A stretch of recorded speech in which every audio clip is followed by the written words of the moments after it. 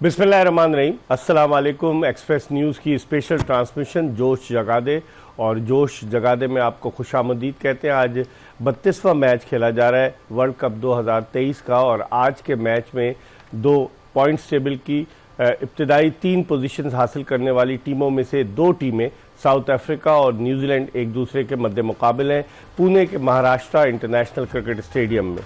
South Africa की team की कारकर्दगी मिली जुली रही है इस वर्ल्ड कप पे और न्यूजीलैंड की टीम ने इफ्तिताही मैच में जिस अंदाज से दिफाई चैंपियन इंग्लैंड के खिलाफ 8 विकेटों से कामयाबी हासिल की, उसको देखते हुए न्यूजीलैंड के आज के मैच में इम्कानात ज़्यादा है ऑन पेपर अगर देखा जाए, लेकिन क्रिकेट का खेल है, कुछ भी नहीं कहा जा सकता। अगर आप पॉइंट्स टेबल पर नज़र डालें तो भारतीय क्रिकेट टीम जो है वो पॉइंट्स टेबल पर टॉप पर है, क्योंकि उसके हासिल करदा पॉइंट्स की तादाद जो है वो 12 है, क्योंकि 6 के 6 मैचेस भारत ने जीते। उसके बाद जो है वो साउथ अफ्रीका है जिसने 6 में से 5 मैचेस जीते, 1 हारा। न्यूजीलैंड ने 6 में से 4 मैच जीते, 2 हारे और ऑस्ट्रेलिया ने भी यही है। तो इसका मतलब है कि न्यूजीलैंड के लिए आज के मैच में कामयाबी बड़ी अहम है। इस मैच में जिस तरीके से साउथ अफ्रीकन टीम ने परफॉर्म किया, जो मुंबई में मैचेस खेले गए उन मैचेस में उसकी कारकर्दगी अच्छी रही और पाकिस्तान के खिलाफ जो साउथ अफ्रीका ने अपना आखिरी मैच जीता 1 विकेटों से, वो भी बड़ी उनके लिए हौसला अफजा बात है। इस मैच के हवाले से बात करेंगे और गुफ्तगू के लिए हमारे साथ स्टूडियोज़ में मौजूद है पाकिस्तान के साबिक कप्तान आमिर सुहेल और उनके साथ मौजूद है पाकिस्तान के साबिक टेस्ट फास्ट बॉलर मोहम्मद समी। आमिर, आज न्यूजीलैंड वर्सेस साउथ अफ्रीका कैसे देखते हैं इस मैच को? आपकी नज़र में कौन सी टीम ज़्यादा मजबूत नज़र आती है? देखिए, दोनों टीमों में फ्लेयर भी है और मेथड भी है और दोनों टीमें जो है वो बहुत डेंजरस है और बहुत ज़बरदस्त क्रिकेट खेलती आ रही हैं। यस, न्यूजीलैंड ने 2 मैचेस हारे लेकिन बड़े क्लोज आके, और साउथ अफ्रीका ने नीदरलैंड के खिलाफ हारा लेकिन लास्ट मैच 1 विकेट से जीता हुआ है। और अगर आप बात कर रहे हैं कि कौन जीते, कौन तगड़ी टीम है, देखिए तगड़ी टीम को परे करते हैं। साउथ अफ्रीका ने हमेशा पाकिस्तान के लिए कोई ना कोई असिस्टेंस किया। आपको लास्ट वर्ल्ड कप याद होगा जहाँ पे ये पाकिस्तान से हारे, फिर जाके नीदरलैंड से हारे, पेव वे किया पाकिस्तान के सेमीफाइनल में आने का। हालांकि इनका बड़ा तगड़ा चांस था। सो आज भी हम यही एक्सपेक्ट करेंगे कि साउथ अफ्रीका न्यूजीलैंड को हराए। अगर साउथ अफ्रीका न्यूजीलैंड को हराता है तो न्यूजीलैंड 7 मैचेस पे रह जाएगा 8 पॉइंट्स के ऊपर। तो उसमें अगर पाकिस्तान इनको हराता है न्यूजीलैंड को, तो न्यूजीलैंड भी 8 पे आ गया और पाकिस्तान भी 8 पे आ गया। सो इस सिनारियो से पाकिस्तान का ग्लिमर होप है, ग्लिमर। ये नहीं कह सकते कि हम बड़े कॉन्फिडेंट हो जाएंगे, लेकिन हम रिजल्ट्स के ऊपर रिलायंट हैं। लेकिन मैं समझता हूं कि आज पाकिस्तान की होप के लिए साउथ अफ्रीका का ये मैच जीतना बड़ा ज़रूरी है, लेकिन वो इतना आसान नहीं होगा। न्यूजीलैंड की टीम को जो है वो तरने वाला नहीं इनका बनेगी। बड़ी फाइट कर रही है ये टीम और बड़े मेथड के साथ क्रिकेट खेल रही है। समी, अगर आप देखें साउथ अफ्रीकन बॉलिंग, न्यूजीलैंड की बॉलिंग साउथ अफ्रीका के अगेंस्ट, साउथ अफ्रीका की भी अच्छी है। कोइटजी ने विकेटें ली हुई हैं, उसके अलावा जॉनसन ने विकेटें ली हुई हैं, मार्को जॉनसन ने। लेकिन अगर आप देखें तो बॉलिंग में ज़्यादा तगड़ी नज़र नहीं आती आपको न्यूजीलैंड की टीम फास्ट बॉलिंग के शोबे में, जहाँ पर के ट्रेंट बोल्ट है, मैट हेनरी है, लोकी फर्गूसन है। अगर इन दोनों का कंपैरिजन करें हम फास्ट बॉलिंग के शोबे में, कौन सी टीम आपको बेहतर नज़र आती है? अगर आप देखें तो दोनों टीमों का स्क्वाड ऑलमोस्ट लाइक आइडेंटिकल, करीब ही है। लेकिन अगर आप बात करें लोकी फर्गूसन की, जैसी इतलात आ रही हैं कि पूरी तरह फिट नहीं है, तो कहीं ना कहीं थोड़ा सा फास्ट बॉलिंग को न्यूजीलैंड का धचका ज़रूर लगेगा, क्योंकि खेलते आ रहे हैं रेगुलर, इस वजह से इनके इंपॉर्टेंट मेंबर हैं। अगर आप बात करें तो मैट हेनरी नया बॉल से बहुत ज़्यादा अच्छी बॉलिंग कर रहे हैं और इसी तरह south African bowler Marco Jansen भी बॉलिंग कर रहे हैं अच्छी। लेकिन मिडिल ऑफ द ओवर भी अगर आप देखें तो साउथ अफ्रीकन कुर्जी है, विकेट ले रहे हैं मुसलसल। लेकिन अगर आप न्यूजीलैंड को देखें तो मिडिल ओवर में माइकल सेंटनर ज़्यादा आउट कर रहे हैं। तो कहीं ना कहीं ऐसा लग रहा है कि एक्सपेक्ट अगर नए बॉल से भी दोनों टीमों के पास प्लेयर है, न्यूजीलैंड को आप समझते हैं एज होगा? आई डोंट थिंक सो कि किसी टीम को एज होगा, क्योंकि दोनों टीमें ही अच्छा खेलती हुई आ रही हैं, इवनली कॉन्टेस्ट है और समाओ के देखें स्टार्ट जिस टीम को अच्छा मिलेगा उसको थोड़ा सा एज हासिल होगा। आमिर, ये जो पिच है पुणे की, यहाँ पर एक इंडिया ने मैच विराट कोहली की सेंचुरी की बदौलत जीता, फिर उसके बाद अफगानिस्तान ने जो मैच जीता, जिस तरीके से अफगानिस्तान ने हराया, तो आप देखते हैं कि इस पिच पर, क्योंकि देखने में ये आया कि बाद में ओस गिरती है जिसका एक फैक्टर होता है, लेकिन आप इस पिच को कैसे देखते हैं यहाँ की पुणे की? देखिए, ये डिसेंट पिच है, इसमें थोड़ा सा एडवांटेज स्पिनर्स को मिल जाता है इस पिच के ऊपर, लेकिन यहाँ पे बैट्समैनों को फ्रीडम से खेलने का जो है मौका मिलता है। और हमने देखा कि स्कोर यहाँ पे हुए हैं, और आपने ऑस का जो किया वो भी बहुत बड़ा फैक्टर होगा कि कौन सी टीम जीती है और क्या डिसाइड करती है। सो मैं समझता हूँ कि लूकी फर्गसन के ना होने से अब ये सोचेंगे नहीं है। नीशम ने तो पिछले मैच में 50 इंपॉर्टेंट रन्स किए, लेकिन कहीं ना कहीं इनको एक बॉलर ढूंढना होगा, फ्रंट लाइन बॉलर, जिससे ये इम्पैक्ट क्रिएट कर सके। क्योंकि अगर ये फर्ग्यूसन की जगह नीशम को ऑप्ट करते हैं, बॉलिंग थोड़ी सी इनकी जो है ना वो उसमें लूप होल आ जाएगा, झोल आ जाएगा। और अगर आप दूसरी तरफ देखें तो इनके जो फास्ट बॉलर हैं दूसरे, कोइट्जी और जैनसन, नहीं इन्हीं के टिम साउदी, हाँ, वो भी अवेलेबल हैं। तो अब उनके बारे में सोच रहे हैं वो कि उनको जो है ट्राई आउट किया जाए। अब ये नहीं पता, ये मैंने पढ़ा है कि उनको सोच रहे हैं खिलाने का ये मैच। अभी ये नहीं पता कि पूरी तरह फिट है कि नहीं है। अगर वो फिट नहीं होंगे तो फिर तो उनके पास चारा नहीं है नीशम का। और ये वाला एस्पेक्ट जो है वो डेफिनेटली जो है एडवांटेज लेके जाएगा साउथ अफ्रीका की तरफ। साउथ अफ्रीका की टीम ने जिस तरह से पाकिस्तान के खिलाफ मैच जीता समी, तो उसको देखते हुए तो उनका कॉन्फिडेंस जो है वो बड़ा स्काई हाई है। साउथ अफ्रीका उमूमन ये कहा जाता है कि ये चोकर्स हैं। 92 के वर्ल्ड कप में जब ये सेमीफाइनल में इंग्लैंड से हार गए किस तरीके से, और 91 में इनकी री एंट्री हुई, फिर उसके बाद 99 के वर्ल्ड कप में किस तरीके से हारे, जहाँ कहा गया कि he has drop the catch world cup, Harshal give. फिर उसके बाद आप आए, इनके ऐसी कई एग्जाम्पल्स हैं। आज तक ये टीम जो है ना, जब बड़े स्टेज पर आती है तो मुश्किल होती, लेकिन अभी तो इनिशियल स्टेज है। तो आप समझते हैं कि इनको क्वालिफाई करने के लिए पूरा जोर लगाना पड़ेगा सेमीफाइनल की? जी हाँ, बिल्कुल जोर लगाना पड़ेगा। और सही कहा आपने, अगर आप देखें थ्रू आउट तो आईसीसी की कोई की ये मेजर ट्रॉफी नहीं जीत पाए, तो ये इनका थोड़ा सेटबैक है। अगर आप राउंड मैच देखें तो बिल्कुल अलग खेलते हैं, और कहीं ना कहीं नॉकआउट में जाके ये टीम नहीं सर्वाइव करती। तो इनके जहनों में तो ये है कहीं ना कहीं होगा कि हम नहीं जीत पाते। और अगर आप बात करें ओवरऑल तो न्यूजीलैंड की टीम को जो है ना, आज जो लूकी फर्ग्यूसन के जाने से ज़रूर इफेक्ट पड़ेगा। क्योंकि अगर आप टीम साउथी की बात करें तो बेसिकली स्विंग बॉलर है वो, और विकेट ऐसा है कि आप यहाँ पे स्विंग बॉलर को इतनी हेल्प नहीं मिल रही, तो कहीं ना कहीं अगर न्यूजीलैंड की बॉलिंग को इफेक्ट होगा आज। लेकिन दोनों जो मैचेस हैं, जहाँ पर जो पुणे में हुए, इंडिया वर्सेस बांग्लादेश और फिर अफगानिस्तान वर्सेस श्रीलंका, दोनों मैचेस में टारगेट को चेस करने वाली टीमें जीती। ये भी एक रीजन हो सकती है। जीती तो है, लेकिन अगर आप दोनों मैचेस देखें तो इतना बड़ा स्कोर नहीं हुआ। बांग्लादेश ने भी मेरा ख्याल है 250 के करीब की है, सो वो इतना ज्यादा चैलेंजिंग नहीं हुआ। जो भी टीम अच्छा टोटल करेगी फिर ही जाके सेकंड इनिंग्स में वो थोड़ा सा चैलेंज कर सकती है ऑपोजिशन को। लेकिन अगर आप आज के मैच की बात करें तो जो मैं इंटरेस्टिंग हूँ जिस चीज़ में देखने का, प्लानिंग, दोनों टीमों में से कौन बेहतर प्लानिंग करके आते। साउथ अफ्रीकन बैट्समैन का हमने बार बार जिक्र किया कि ये जब स्ट्रोक खेलते हैं ये लेग स्टंप पे खड़े रहते हैं, और जो खिंचा हुआ बॉल है उसको इधर मार रहे हैं, आगे आया ड्राइव मार रहे हैं, उसके बाद थोड़ा सा पीछे ये पुल जो है वो इसको एम्प्लॉय कर रहे हैं। आज ये देखना है कि ये किस स्ट्रैटेजी के साथ आके ये साउथ अफ्रीकन बैट्समैन को पकड़ते हैं। क्या ये ऑफ स्टंप के बाहर जाते हैं कि चूंकि लेग स्टंप पे खड़े गेंद को रीच करना पड़े, किस स्ट्रैटेजी के साथ आते हैं। आज मेरे लिए जो है इंटरेस्टिंग चीज ये है। क्विंटन डिकॉक, उसके बारे में क्या कहेंगे? वो पाकिस्तान के खिलाफ मैच में उसने तेज बैटिंग तो शुरू की लेकिन वो आउट हो गया। देखिए, क्विंटन डिकॉक की जहां तक आप बात करते हैं, बड़े अकम्प्लिश बैट्समैन है, टैलेंट वाइज आप जो है उनकी तारीफ करना होगी।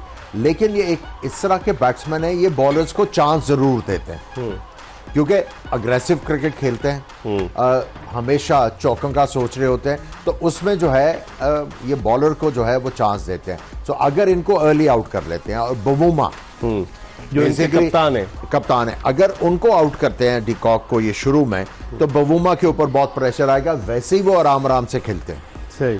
जैसे डिकॉक आउट हुए तो उनके ऊपर प्रेशर आ जाएगा, वो ये उसमें ही पड़े रहेंगे कि मैं तेज खेलूं या इनिंग्स को थोड़ा सा जो है वो बैलेंस करूं। सो आई थिंक डिकॉक की विकेट जो आपने क्वेश्चन किया is going to be very important. समी, डिकॉक की 3 सेंचुरियां इस टूर्नामेंट में, और आमिर सोहेल ने बिल्कुल सही निशानदेही की कि एक तरफ बबूमा जो है वो ग्राउंड स्ट्रोक्स ज़्यादा खेलते हैं, सिंगल डबल लेते हैं, और डिकॉक जो है आते ही अटैक करते हैं, सर्किल का फ़ायदा उठाने की कोशिश करते हैं।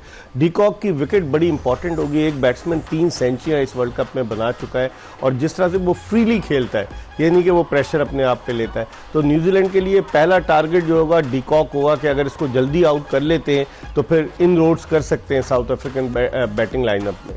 जी बिल्कुल, जिस तरह की वो फॉर्म में और जिस तरह के वो बैट्समैन है, तो इट्स वो डेंजर है दूसरी टीमों के लिए। अगर आप देखें तो थ्रू आउट वो एग्रेसिव खेलते आ रहे हैं पूरे वर्ल्ड कप में, और ये आज देखना होगा कि जिस तरह आमिर भाई ने कहा किस स्ट्रेटजी से आज जाते हैं और किस तरह की उनको बॉलिंग करते हैं और किस प्लानिंग से जाते हैं। और अगर आप देखें तो साउथ अफ्रीका थोड़ा चेस करने में प्रॉब्लम हुई है इनको। दोनों मैच पाकिस्तान से 1 विकेट से जीता, फिर नेदरलैंड से हारा है, तो कहीं ना कहीं ये भी देखना होगा कि विकेट किस तरह का है, फिर किस प्लानिंग से जाते हैं। Either they are batting first और बैटिंग सेकंड। लेकिन कंफर्टेबल तो आमिर ये पहले बैटिंग करने में होंगे बहुत ज़्यादा, क्योंकि पहले बैटिंग करते हुए उन्होंने बड़े स्कोर किए हैं। बिल्कुल। दूसरे इनिंग्स में आके थोड़ा सा फंस रहे हैं, लेकिन यह है कि इनसे आप एक्सपेक्ट कर सकते हैं कि ये इवन चेज करते हुए भी जो है वो बड़ा टोटल अचीव कर सकते हैं। लेकिन जो मैंने डिकॉक की विकेट की इंपॉर्टेंस की बात की है, उसमें एक और एलिमेंट आता है। बबूमा की हमने बात की, फंडूसन जब वो आते हैं पहले 30 रन बड़े वो सूंघ सूंघ के करते हैं, उसके बाद फ्री फ्लोइंग नहीं शुरू करते हैं। सो ये जो चीज़ है अर्ली विकेट स्पेशली डिकॉक की, वो बहुत ज़्यादा एडवांटेज जो है ऑपोजिशन के लिए लेके आ सकती है। और इनकी बैटिंग में अगर आप देखें, लासन ने भी बड़ी अच्छी स्कोर की बैटिंग, और उसके अलावा एडन मार्करम ने भी बड़ी अच्छी बैटिंग की है। रीज़ा हेंड्रिक्स को तो 2 ही मैच खिलाए क्योंकि बाबूमा वापस आ गए। तो उस लिहाज से अगर इनकी बैटिंग पर हम नज़र डालें, फिर डेविड मिलर है, इनके रासी वान डूसन है, जैनसन है, तो इनकी बैटिंग तो खासी तगड़ी है साउथ। इसलिए मैं कह रहा हूँ कि इनमें कैपेबिलिटी है कि ये बड़ा स्कोर जो है चेस डाउन कर सकते हैं। इनके पास 8वें नंबर तक इनके जो ऑलराउंडर बॉलर हैं जिन्होंने भी काफी ज्यादा आउट किया है, क्विड्जे, वो भी बैटिंग थोड़ी बहुत कर लेते हैं। सो बैटिंग वाइज और बॉलिंग वाइज ये वेल इक्विप्ड। बस ये है कि एग्जीक्यूशन ऑफ प्लान्स, क्योंकि आज मैं ये समझता हूँ कि न्यूजीलैंड के जो बॉलर्स हैं वो थोड़ी बहुत तो तैयारी करके आएंगे इनके खिलाफ। कोई मैच देखने का मजा तो आना चाहिए, लेकिन दिली ख्वाहिश है कि साउथ अफ्रीका जीत गए। साउथ अफ्रीका ने कागिसो रबादा को पिछले मैच में नहीं खिलाया अगेंस्ट पाकिस्तान। रबादा ऐसा बॉलर है गेंद को स्विंग करता है, सीम करता है। आप समझते हैं आज साउथ अफ्रीका किसी पर प्रिफर करेगा स्पिनर एक शॉट करके रबादा को खिला सकता है? दोनों स्पिनर महाराज और उनके साथ तबरेज शम्सी जाएंगे। डिपेंड करता है किस तरह की विकेट है। अभी तक हमने पिच रिपोर्ट नहीं देखी, लेकिन आई थिंक रबादा वापस आएंगे। अगर आप ओवरऑल देखें, उससे पहले एक मैच में निगेटिव को भी रेस्ट दिया है, तो कहीं ना कहीं देखें ये जो टीम है थोड़ा रोटेशन पॉलिसी की तरफ भी जाती है कि आपने कहीं ना कहीं अपने फास्ट बॉलर को रेस्ट देना है, ताकि अपना स्क्वाड की जो डेप्थ है उसको भी आप चेक करते रहें, साथ में आपका जो बॉलर है वो भी फ्रेश रहे। तो मेरे ख्याल में साउथ अफ्रीका ये कर रहा है। एक और पॉइंट है समय, वो जो ऑस वाली बात की, ऑस होगी तो फिर वो रेस्ट स्पिनर को खिलाना जो है ना मुश्किल होगा, वो रिलक्टेंट होंगे। वो ऑप्ट करेंगे कि फास्ट बॉलर ही खेले, क्योंकि अगर आपको याद होगा एक हमने पाकिस्तान में वो जो आज़ादी कप खेला था इन 97, उसमें भी रात के टाइम बहुत ज़्यादा ऑस पड़ रही थी। तो ये भी वो गीले गेंद करके उसके साथ प्रैक्टिस करके तो मैचेस में आते थे, ज़्यादा स्पिनर नहीं खिलाए, ये ज़्यादा फास्ट बॉलर के साथ ही जाएंगे। इनका माइंड सेट ये है कि उस जगह पे स्पिनर को खिलाएंगे जहां पे इनको नजर आएगा होगी, टर्न भी हो रहा है। और दूसरी चीज जैसे चेन्नई में इन्होंने 2 स्पिनर डाल दिए थे, महाराज और शम्सी। तो यहाँ पर मुझे अब पिच को देखते हुए लगता है ये, क्योंकि ओस का बड़ा इंपॉर्टेंट फैक्टर है आमिर, इसके बावजूद के दोनों मैचेस चेस करने वाली टीम जीती हैं, ओस का फैक्टर है। बॉलर्स को मुश्किल हो रही है, बड़ा एडवांटेज बैटिंग के लिए लेके आता है। अगर आप समी से पूछे, हल्का सा गीला बॉल जो है बहुत मुश्किल होता है, कंट्रोल करना बड़ा मुश्किल काम होता है, और स्पेशली उन बॉलर्स के लिए जिनके पास वेरिएशंस हैं और जो बहुत तेज गेंद करने की कोशिश करते हैं। फिर आपको जो है सीम एंड स्विंग भी नहीं मिलता, सो बॉलिंग बड़ी मुश्किल हो जाती है। सो ये सारी चीज़ें सामने रखने के बाद मेरा ख्याल है कि शम्सी के ऊपर ये रिलक्टेंट होंगे और रबादा आ सकता है, रबादा आ सकते हैं। समी, जिस तरह से अफगानिस्तान का यहाँ मैच हुआ और अफगानिस्तान के फास्ट बॉलर्स ने आउट किया, हालांकि स्पिनर्स भी थे उनके, मुजीबुर रहमान और उसके अलावा राशिद खान, लेकिन फास्ट बॉलर्स ने अच्छी बॉलिंग की इस पिच पर, जो पुणे के महाराष्ट्र इंटरनेशनल स्टेडियम की। तो इन तमाम चीज़ों को कंसिडर करते हुए मेरे ख्याल में तो इनको जाना चाहिए, फास्ट बॉलर्स पे ज़्यादा रिलाई करना चाहिए साउथ अफ्रीकन्स को, जो आमिर सोहेल पटेल कह रहे हैं कि शम्सी को खिलाने में रिलक्टेंट होंगे, उसको बिठा के फास्ट बॉलर रबादा को लाया जाए। जी हाँ बिल्कुल। और देखें ये दो स्पिनर उस वक्त ही खिलाते हैं जब बिल्कुल श्योर हो कि विकेट से इनको हेल्प मिल रही है या कोई ड्यू फैक्टर नहीं है। इनका माइंडसेट ही ऐसा है कि ये ज़्यादातर कोशिश करते हैं कि फ्रंट लाइन फास्ट बॉलर से खेलें, फिर बीच में इनके मीडियम पेसर हो और रिकात स्पिनर हो। तो मेरे ख्याल में ये आज दो स्पिनर से नहीं जाएंगे अनलेस के विकेट बहुत ही ज़्यादा स्पिन हो।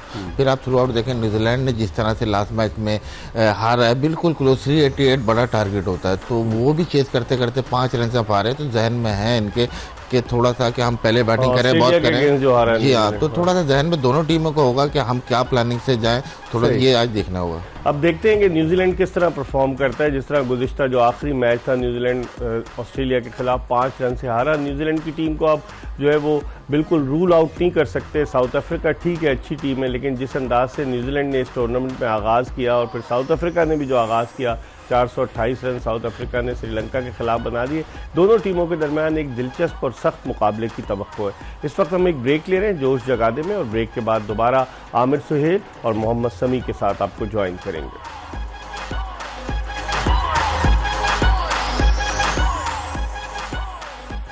Welcome back after the break. आप देख रहे हैं जोश जगादे एक्सप्रेस न्यूज़ की स्पेशल ट्रांसमिशन, और हमारे साथ मौजूद है आमिर सुहेल और मोहम्मद समी।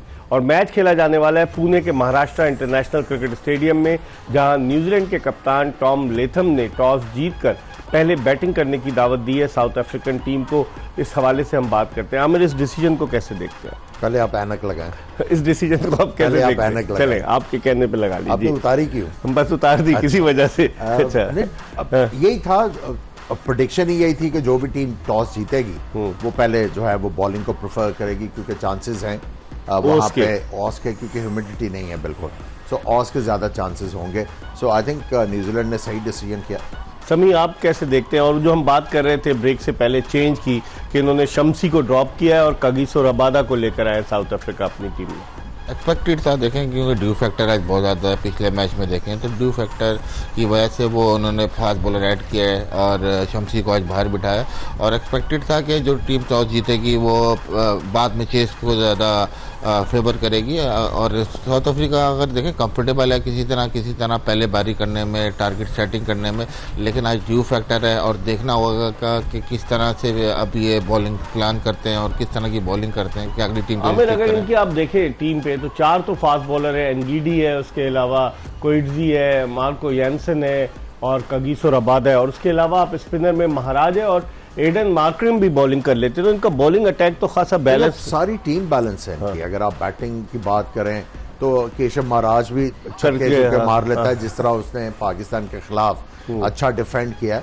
I think he was the main reason why South Africa was able to win that game. So balance तो बिल्कुल इनकी टीम में है।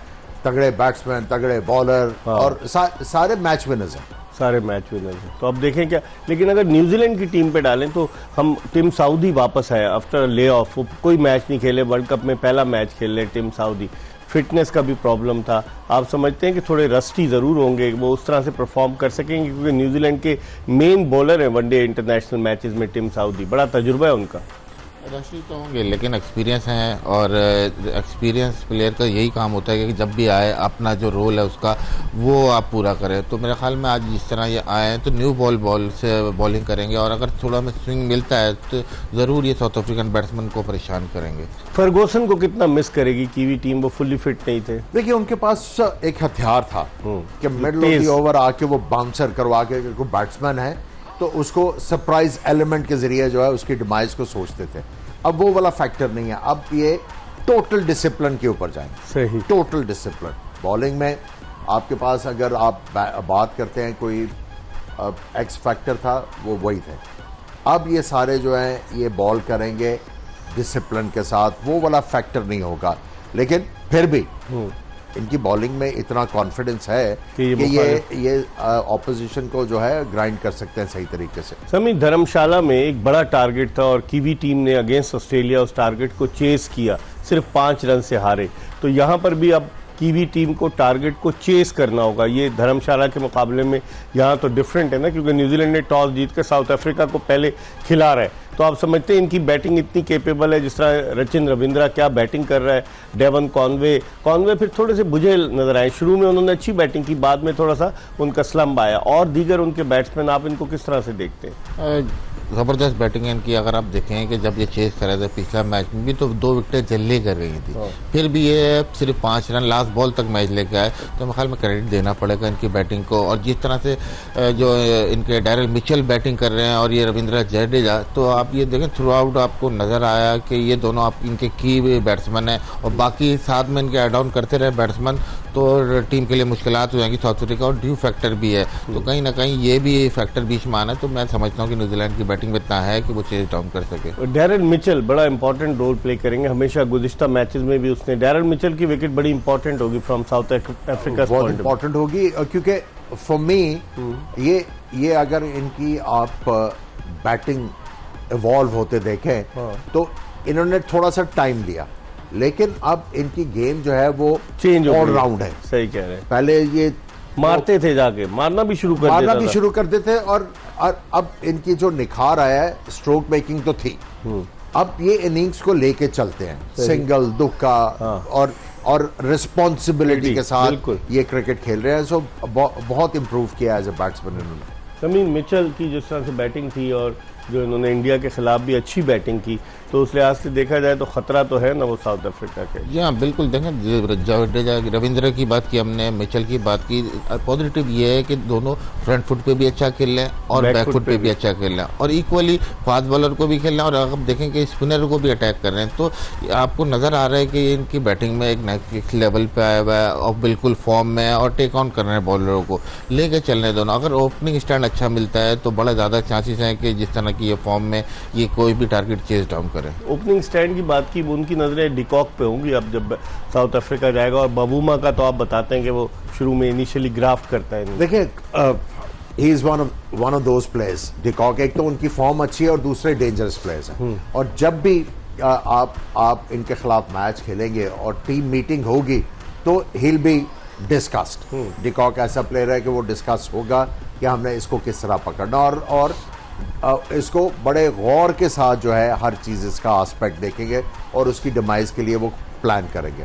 सो साउथ अफ्रीका में सिर्फ डिकॉक ही नहीं है, बाकी भी प्लेयर्स हैं जो बैटिंग उनकी कितनी तगड़ी है। 428 रन जो टीम करती है। मार्को वेंडूसन ने 100 किए, एडन मार्करम ने 100 किए हुए, और फिर जिस तरीके से जैनसन ने बैटिंग की है, क्लासन ने 100 किए हुए, तो उनकी बैटिंग तो बहुत तगड़ी है। बैटिंग तगड़ी है, लेकिन अभी ये चैलेंज नहीं हुआ है, तो इसलिए मैं कह रहा हूँ मेरे लिए बॉलिंग चैलेंज करेगी इनको। ये देखिए न्यूजीलैंड की टीम की जो एक खासियत है वो ये है कि इनका हमेशा से रहा है, इनकी टीम जो है उसमें मैच विनर नहीं हुआ करते थे। ये हमेशा अच्छी प्लानिंग करके कहीं ना कहीं आके ऑपोजिशंस को सरप्राइज करते थे।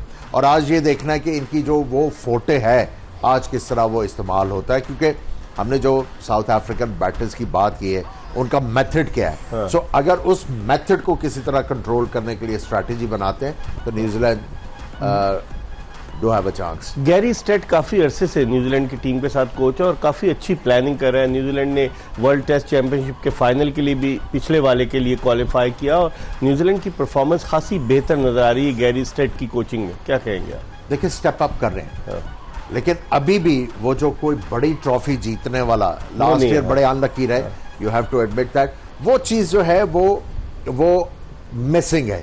जब वो जो हम एक्स फैक्टर की बात करते हैं ना कि कोई ऐसा प्लेयर जो आपसे मैच ही छीन के ले जाए, वो अभी वो मिसिंग है। अब जिस तरह राचिन आए हैं, ये आपको कॉन्फिडेंस दे रहे हैं कि हाँ ये डेवलप होगा, ये उस तरह का प्लेयर बनेगा जो एक्स फैक्टर साबित हो सकता है। वो एक्स फैक्टर साबित हो सकता है। फिर ग्लेन फिलिप्स में बहुत ज्यादा जो है स्पार्क है, अगर वो भी सही तरह ग्रूम होते हैं तो आई थिंक ये लड़के जो है पोटेंशियल इनमें है। सही समी, लेकिन इनकी अगर आप देखें कीवी टीम की तो बहुत ज़्यादा कोचिंग स्टाफ में तब्दीलियां नहीं करते, एक कंसिस्टेंसी है, मुस्तकिल मिजाजी है एज़ कम्पेयर टू पाकिस्तान या दीगर टीमों का। कोचेस बदलते रहते हैं। इनका गैरी स्टेड है और वो लेके चल रहा है टीम को। इसके बावजूद 2019 के वर्ल्ड कप का फाइनल हारे बड़े सनसनीखेज मुकाबले, उसके बावजूद उन्होंने कोई पैनिक बटन नहीं दबाया। इसकी बुनियादी वजह आप क्या समझते हैं? बुनियादी वजह इनका सिस्टम है। देखें, ना सिर्फ कोचिंग स्टाफ, अगर आप प्लेयर भी देख लें तो मोस्टली जो प्लेयर आता है वो 8-10 साल सर्व करके आता है अपनी कंट्री को। ऐसा नहीं है कोई आया और ऐसे 1-2 सीरीज़ के बाद परफॉर्म नहीं किया चला गया। ये टाइम देते हैं कि टाइम लें, आप अपना सेट हो, कंफर्टेबल हो, फिर आप अपना एक्सप्लोर करें और आप अपना जो टैलेंट है दुनिया को दिखाएं। एकदम चीज़ें नई किसी पे डालते। अगर आप देखें केन विलियमसन के मेन बैट्समैन नई, रॉस टेलर रिटायर हो गए, केन विलियमसन के मेन बैट्समैन है, एक ही मैच खेले अभी तक, लेकिन जिस तरह की बैटिंग की आप फॉर्मेशन देखें कि आपको लगा है कमी नहीं महसूस हुई। तो ये इनका सिस्टम है। आप देखें कि इनकी पॉपुलेशन देखें बहुत थोड़ी सी है, लेकिन सिस्टम ऐसा है कि उनको पता है कि आपको यही प्लेयर है, इन्हीं को बैक करना है, उन्हीं को लेके चलना है। ऐसा नहीं है किसी को आप लाए परफॉर्म नहीं हुआ तो बिल्कुल छोड़ के आ गए रास्ते पे। अपने प्लेयर पे इन्वेस्ट करते हैं, अपने कोचिंग स्टाफ पे इन्वेस्ट करते हैं और कोशिश करते हैं इसको लंबा परचेज करें। हमें 2 फाइनल खेले। एक मैं ऐड करना चाहता हूँ। देखें, जो पॉइंट रेस किया ना समी ने कि वहाँ पे आबादी ज़्यादा नहीं है, तो उनको ये पता है कि हमने प्लेयर बनाना है। थोड़ा सा भी टैलेंट देख के उसके ऊपर इन्वेस्ट करते हैं और उसको प्लेयर बनाने की कोशिश करते हैं और कई बनते भी हैं। हमारा मसला ये है कि जब आप कोचेस की बात करें, चेंजेस की बात करें, भाई जो रखता है उसको क्रिकेट का नहीं पता तो वो कंसिस्टेंसी कहाँ पे आएगी? देखें, वो मुशीर तो रखता है ना cricket committee.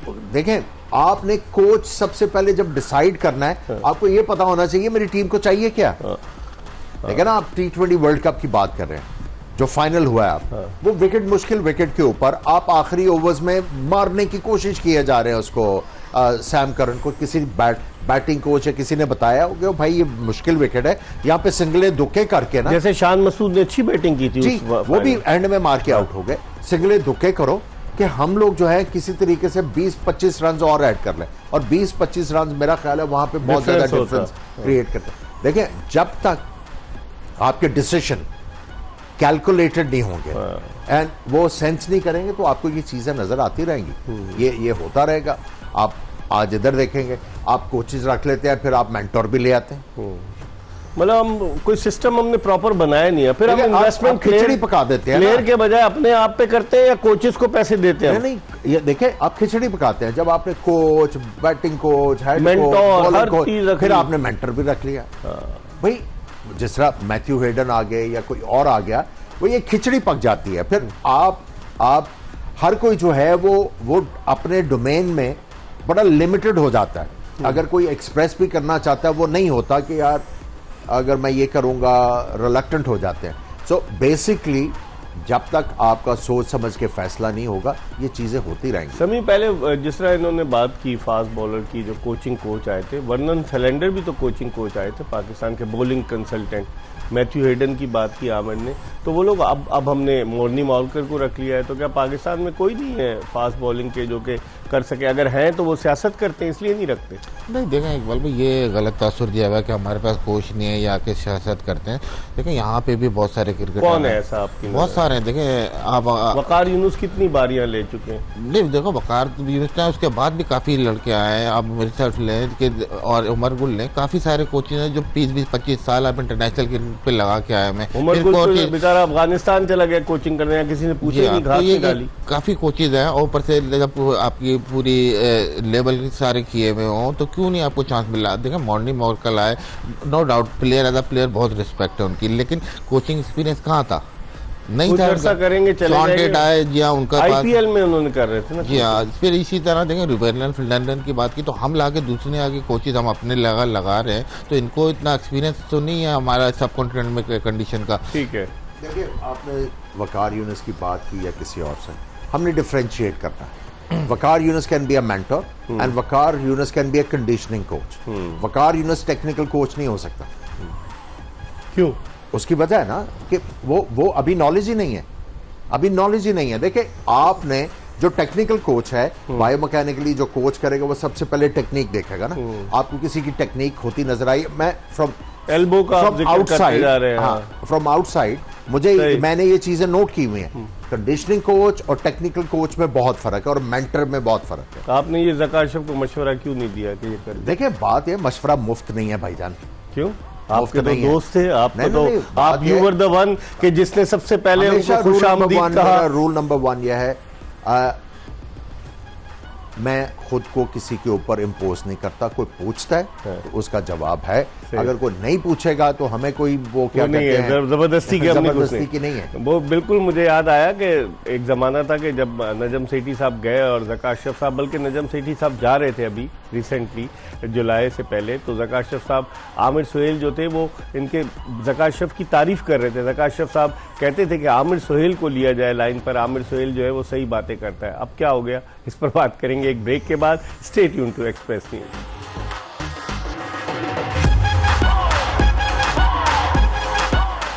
Welcome back after the break. आप देख रहे हैं स्पोर्ट एक्सप्रेस का स्पेशल ट्रांसमिशन। स्पोर्ट्स पेज हमारे मुंह पे आ गया क्योंकि स्पोर्ट्स पेज भी एक्सप्रेस न्यूज़ का ही एक प्रोग्राम है। ये जोश जगा दे वर्ल्ड कप के हवाले से हम बात कर रहे हैं और आज पुणे में साउथ अफ्रीका को टॉस जीतकर न्यूजीलैंड ने पहले बैटिंग करने की दावत दी है। पहला ओवर ट्रेंट बोल्ट ने किया और ट्रेंट बोल्ट ने उस ओवर में 2 रन दिए। इस वक्त इनिंग्स जारी है। क्विंटन डिकॉक और बबूमा दोनों ओपनर जो हैं वो क्रीज पर मौजूद हैं। हम बात करेंगे आमिर सुहेल और मोहम्मद शमी से। मोहम्मद शमी से हम गुफ्तगू के सिलसिले का आगाज़ करते हैं। मोहम्मद शमी, पिच आपने देखी जिस तरह से बॉलिंग हो रही है, ऐसा लग रहा है बड़ी स्लो पिच है और फास्ट बॉलर्स के लिए कुछ इतना ज़्यादा नहीं है क्योंकि गेंद इतना ज़्यादा पड़ के तेज़ी से ऊपर की तरफ नहीं आ रहा। जी हाँ, अगर विकेट आप देखें कि बॉल काफ़ी स्लो आ रहा है तो कोशिश ये करें कि विकेट में रहें और थोड़ा सा स्विंग करने की कोशिश करें, लेकिन विकेट काफ़ी बेहतर लग रहा है। तो बैट्समैन अभी एक्सरसाइज कर रहे हैं कि किस तरह से आप 2-4 ओवर सर्वाइव करें, फिर आप ये कि अपना नॉर्मल गेम खेलना शुरू करें और गो आफ्टर द रन। तो प्लेटफॉर्म अभी सेट कर रहे हैं। अगर आप बात करें तो अगर जिस तरह आपने इकबाल भाई पहले आपने सवाल किया था कि फास्ट बॉलिंग कोचिंग के हवाले से, तो उसके बारे में मैं ज़रूर बात करना चाहूँगा कि अगर देखें आपने बाकी की कोचिंग की तो कोचिंग मेरे ख्याल में अगर टेक्निकल जितनी कोचिंग है वो ग्रास रूट पे ज़्यादा होती है क्योंकि वहाँ लड़के अपने डेवलप कर रहे होते हैं स्किल्स अपनी। तो और अगर कोई टेस्ट क्रिकेट जाते ही नहीं ग्रास रूट लेवल में, सब पाकिस्तानी टीम या अंडर 19 या टूर हो या डेली अलाउंस हो, मलाई खाने मलाई खाने जाते हैं सारे, डेली अलाउंस हो, बिल्कुल मलाई खाने जाते हैं। एक बार लड़के ने अगर अपनी स्किल डेवलप कर ली है तो बहुत मुश्किल होता है उसको फिर चेंज करना। तो ये है कि जितनी टेक्निकल कोचिंग है, ये जैसे अनवर अली का भी बॉलिंग एक्शन हमने बदलवा दिया था, आपको काफी लड़कों के साथ हुआ है कि बॉलिंग एक्शन चेंज किया या उसने अपनी चीजें चेंज की है, उसके बाद वो सेम नहीं रहे। तो ये कि टेक्निकल काम जो है ये ग्रास रूट का है। अगर आप ऊपर चलाता पे आ जाए तो ये ज्यादातर टैक्टिकल काम है कि आपको किस तरह बैट्समैन को करना है, किस तरह से अपना टीवी पे बैठ के तो ऐसे तबसरे करते हैं कि ये हो जाए वो हो जाए, तो क्या आप ये इसको डबल स्टैंडर्ड नहीं कहेंगे? एक बार टीवी पे बैठ के बातें करना आसान है। देखें जो लोग 20-20, 25-25 साल ग्राउंड पे लगा के आए हैं उनको आइडिया है कि बातें करना आसान है। हालांकि आप एक ही बॉल की आप 20-20, 25-25 साल भी प्रैक्टिस करते हैं तो भी परफेक्ट नहीं होती। ये ऐसा गेम है कि आपको पता है हंसाता कम है रुलाता ज़्यादा है। तो एटलीस्ट आप जितने भी आप करे जाएँ ये अनलिमिटेड है, आपकी नॉलेज बढ़ती ही जाती है। ऐसा नहीं है कि आपने एक चीज़ सीख ली तो वो कंप्लीट हो गई। क्या कहेंगे आप? इकबाल भाई, हमारे कॉलेज के ज़माने थे ना, तो आपको याद है VCR, कैसेट डेक और ये टर्न टेबल्स जो थे, तो होता ये था कि कोई खराबी आती थी ना तो वीडियो आप पहले नहीं, पहले आप जाते थे मैकेनिक के पास, आप सर पे खड़ा होकर देख रहे हैं ये कर क्या रहा है। उसके बाद आप क्या करते थे कि आप खुद खोल के करते थे वो कैसेट डेक का हेड चेंज कर रहे हैं, स्टाइलिश चेंज कर रहे हैं, टोन आर्म को पंगे करके, तो आप जो है शॉर्ट में काम सीख आप भी जो म्यूजिकल इंस्ट्रूमेंट ठीक करते हैं खुद ही अपना नहीं, उसमें मैं बताता हूँ आपको। उसमें होता ये था कि काफी दफा आप खराब कर देते थे चीजें, तो ये वो वाले इवेंचुअली जो है इवेंचुअली आप सीख जाते थे। तो this is learning on the job, और उसमें तो फिर पैरेलल तो होगा, कई दफा करेंगे और फिर कई दफा गलतियां करेंगे और फिर दोबारा वो काम करने की कोशिश करेंगे। तो फिर पास करते हैं। आप मुझे बताए ना कि इतने मौके मिलते हैं और फिर उसके बाद भी दोबारा अगली बारी लेने के लिए बिल्कुल रेडी रहते हैं और फिर भी नहीं काम कर पाते। मुझे वो अपना वो जमाना याद आता है तो मैं उसको रिलेट करने की कोशिश करता हूँ। शायद यही हो रहा है। समी, आपको बताएं ना कि मतलब माशाल्लाह बड़े बड़े नाम है पाकिस्तान क्रिकेट के। एक आध नाम तो ऐसे हैं कि शायद वो कोचिंग पे इंटरेस्टिंग ही नहीं है, वो जाके कहीं बाहर भी कंसल्टेंट की हैसियत से काम करते हैं, लेकिन परमानेंट फुल टाइम कोच नहीं बनना चाहते। कि कोई वजूहात होंगी, लाजमी बात है कि जस्टिस कय्यूम रिपोर्ट होगी या कोई और वजह होगी, लेकिन टिप्स तो दे सकते हैं। क्या सिर्फ छोटे छोटे शॉर्ट कैंप लगा दें या जाकर आगे कुछ और खिलाड़ियों को प्रोड्यूस करें? आई डोंट नो, देखें किसी के पर्सनल रीज़न का तो मुझे नहीं पता, लेकिन अगर ज़रूरत है काम करने की तो जैसे मैंने कहा ग्रास रूट है इंटरनेशनल टीम या जो आपकी नेशनल टीम है, यहाँ आके मोस्टली आपको टेक्निकल काम करना पड़ता है कि आपको कि ऑलरेडी आपके बॉलर जो होते हैं वो खेल के आए हुए हैं, एक्सपीरियंस बॉलर हैं, तो उसका टेक्निकली अगर कोई फ्लॉज आता है तो ही आप काम करते हैं टेक्निकल। बाकी तो आपको उसको फिर कंडीशनिंग करनी है और उसको फिर आपने मैच के लिए रेडी करना है और प्रैक्टिकल साइड पे ज़्यादा जाना है। तो अगर आपने टेक्निकल काम करना है या आपकी नॉलेज है तो आप दूसरी साइड पे आएंगे, डेवलपमेंट फेज में आएंगे। तो यही मेरा ख्याल है कि सारे हमारे कोचेज को हम एक ही लाइन में रख देते हैं कि किसी को आइडेंटिफाई नहीं करते। लेकिन कोचेज की भी कैटेगरी है, कौन डेवलपमेंट साइड है, कौन हाई परफॉर्मेंस साइड है, प्लेयर की क्या डेवलपमेंट करेंगे, ये बात तो फैक्ट है ना। जी हाँ। ओके, इसमें सभी जो सबसे बड़ी बात है ना, गेज क्या है। वसीम और वकार के बाद किसी आपके बॉलर ने 200 मेरा ख्याल है विकेट ली टेस्ट मैचेस में, तो द केस इज रेस्टेड। आगे चले, अब क्या बात करें उसके ये बात तो आमिर सोहेल ने सही की, फेंक दी गेंद मेरी तरफ, अब मैं स्ट्रोक भी खेलना चाहूंगा ताकि ये ना हो के। लेकिन समी, अब आप देखेंगे हमारे पास जो फास्ट बॉलर्स आए इतने सारे, एक अब्बास आफरीदी आया, उमर गुल का भतीजा, जिसने पीएसएल में अच्छा परफॉर्म किया, उसको बिल्कुल ही नज़रअंदाज कर दिया। अगर आप पीएसएल की परफॉर्मेंस पे, तो टी20 टीम में तो उसकी जगह बनती थी ना, जो अफगानिस्तान के खिलाफ सीरीज़ खेलने हम गए, जहां नए लड़कों को चांस दिया गया, आजम खान को भी चांस दिया गया, तैयब ताहिर को भी चांस दिया गया, वहां तो उसकी जगह बनती थी, लेकिन उसको बिल्कुल ही नज़रअंदाज कर दिया। एहसानुल्लाह गया था, एहसानुल्लाह की चले कोनी का प्रॉब्लम है, हसनैन इतने अरसे से, तो ये लोग क्या कर रहे हैं? कभी किसी ने बताने की कोशिश की मोहम्मद हसनैन को एक्सप्रेस पेस है, बिग बैश लीग में उसने तेज़ तरीन गेंद की, फिर बॉलिंग एक्शन का मसला हुआ, तो आखिर ये जिम्मेदारी किसकी आदत होती? वो लोग जो पाकिस्तान की सब कैप अपने सर पर सजाते हैं, ठीक है, तो उनका भी तो फर्ज बनता है, पैसे भी उन्हें मिलेंगे उसके एवज। जी हाँ, बिल्कुल सही कहा आपने। जगह अब्बास अफरीदी का आप केस ले लें, कहीं ना कहीं जगह बनती थी, और अगर नहीं बनती थी तो उनका यूसेज कहाँ? एक बंदा अगर परफॉर्म करके आ रहा है, उस सीरीज में नहीं बन रहा, तो आप उसको छोड़ देंगे? कहीं ना कहीं आपको यूसेज करना है। आपको वो A टीम में भी नज़र नहीं आया और किसी भी जगह दूसरे नज़र नहीं आया। आप डोमेस्टिक सर्किट उड़ा तक के देखें, फर्स्ट क्लास में भी नज़र नहीं आया। तो एक लड़का अगर परफॉर्म कर रहा है और अगर इस काबिल नहीं है नेशनल टीम में, तो काम किसने करना है? वो चीज़ ने करना है, तो नज़र होता हुआ नहीं आया। फिर आपने बात की एहसानुल्लाह की, जब इंजर्ड हो जाएगा 6-8 महीने के लिए, जब ये आपको क्या मेडिकल बोर्ड काम करेगा? आपको यही काम है, आइडेंटिफाई करना है, जो जब उसको इनिशियली प्रॉब्लम आ रहा है वहाँ आपने इसको स्टॉप करना है, ताकि वो बिल्कुल ये देखें कोई भी इंजर्ड हो जाता है अगर लंबे अरसे के लिए, तो उसको वापस आने के लिए उससे ज़्यादा लंबा टाइम चाहिए। फिर आपको गेन करना पड़ता है अपना रिदम, अपनी फॉर्म, चीज़ों को। फिर आपका कॉन्फिडेंस भी है आपका उस तरह नहीं होता।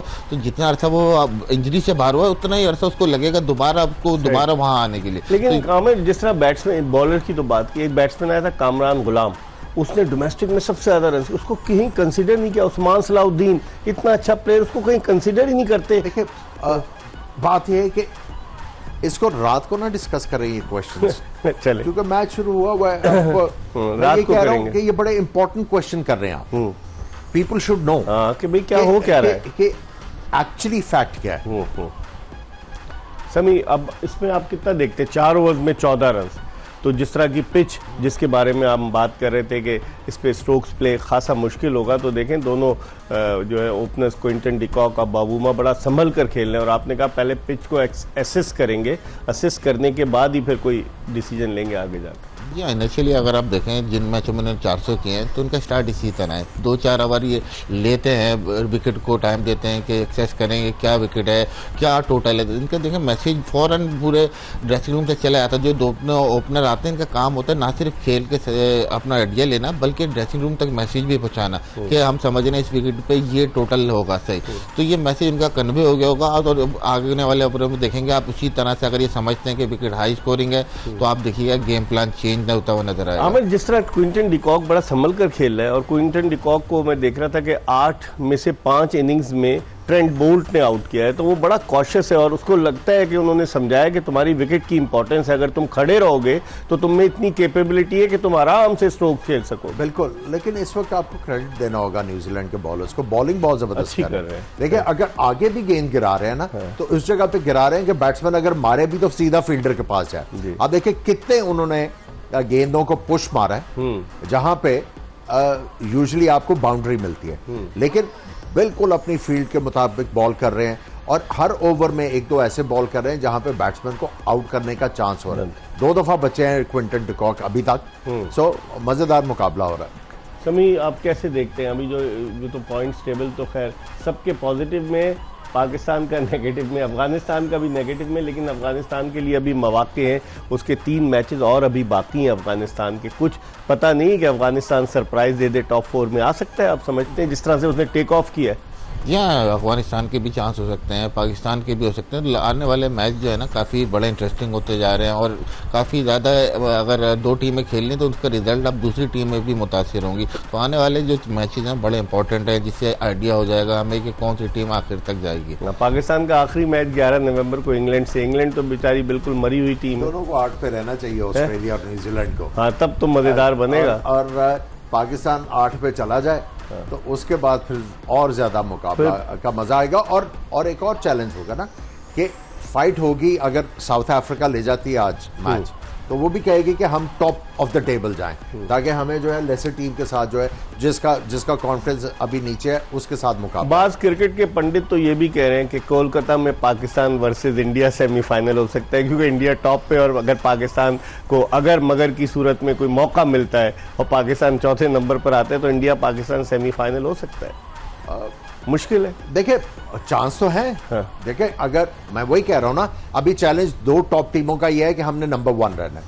तो लेकिन अगर आप पाकिस्तान की टीम अगर सेमीफाइनल में पहुंच जाती है, फिर उसको तो रोकेगा नहीं कोई। पाकिस्तान की टीम बड़ी डेंजरस फिर होगी। रोकेगा नहीं कोई। और इंडिया भी कहेगा कि यार इनकी बजाय अगर हमारे पास ऑस्ट्रेलिया आ जाए या कोई और टीम आ जाए वो ज्यादा बेहतर है। हाँ, पाकिस्तान का तो एक अलग ही वो होगा। वो जब आप ऑस्ट्रेलिया की बात कर रहे हैं ना, वो अंग्रेजी की टर्म है ना, what you see that's what you gate.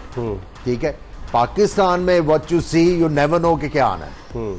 सो वो वाली अनप्रेडिक्टेबिलिटी जो है वो ऑब्वियसली प्ले करेगी इंडिया के माइंड के ऊपर। समी, आप क्या देखते हैं कि फोर्सी करते हैं कि गट फीलिंग क्या है आपकी कि पाकिस्तान अगर इन केस लोग तो अभी भी इंतजार कर रहे हैं, जहाँ बाहर जाओ लोग पूछते हैं आ गया पाकिस्तान सेमीफाइनल, कल जीता है ना, तो लोग कह रहे हैं चांस बन गया है, नहीं बन गया। अभी तो बहुत कुछ डिपेंड करता है ना मैचेस पर। ये देखिए, हम शुरू से बात करते आ रहे हैं, कहीं ना कहीं ये जाके टीमों का रन रेट भी असरअंदाज होगा इस पॉइंट टेबल पे।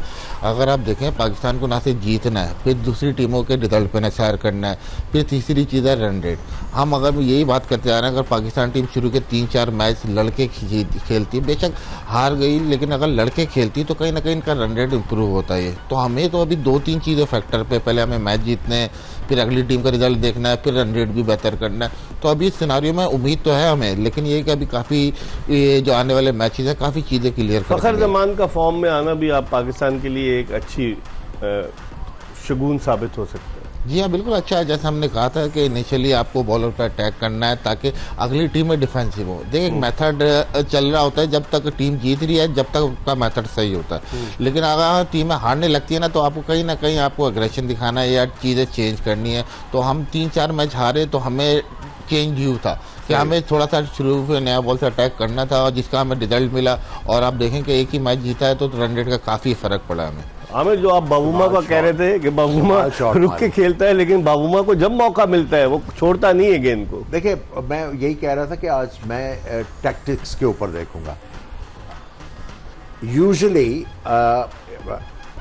अब जो बॉलर है न्यूजीलैंड के, ये एंगल करते आ रहे हैं, बॉल को एंगल करते आ रहे हैं। और हमने यही बात की कि साउथ अफ्रीकन बैट्समैन जो हैं वो विकेटें कवर नहीं करते हैं, वो हट के थोड़ा इधर खेलते हैं।